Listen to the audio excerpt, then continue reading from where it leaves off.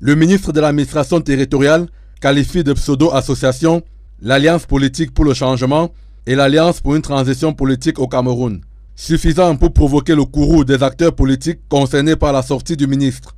L'honorable Jean-Michel Nitieux, coordonnateur national par intérim de l'Alliance pour le changement, qualifie de curieux le communiqué de Paul Atangandi.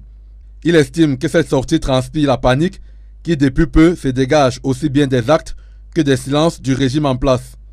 Les dispositions légales qui encadrent la vie des partis politiques divisent le ministre de l'administration territoriale et les acteurs concernés.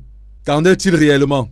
C'est des rencontres informelles qui se tiennent entre formations politiques de l'opposition. Ces rencontres participent donc de la mise sur pied de l'élaboration d'une stratégie. Sauf que ces regroupements, ces associations politiques s'opérant dans un environnement qui est réglé, elles doivent donc généralement requérir l'autorisation et l'assentiment de l'autorité administrative pour la tenue de leurs différentes rencontres. L'honorable Jean-Michel Nitieux et les autres s'offusquent d'ailleurs de ce que d'autres mouvements du genre ont émergé sans toutefois être inquiétés. D'où la sortie du ministre de l'administration territoriale qui, à mon avis, ne fustige pas la tenue des plateformes, ne fustige pas la formation des coalitions ou alliances en vue de la tenue d'une élection, mais essaye de recadrer les concernés afin que cette activité ne se déroule pas dans la clandestinité ou de manière informelle, mais que cela soit su et connu des autorités.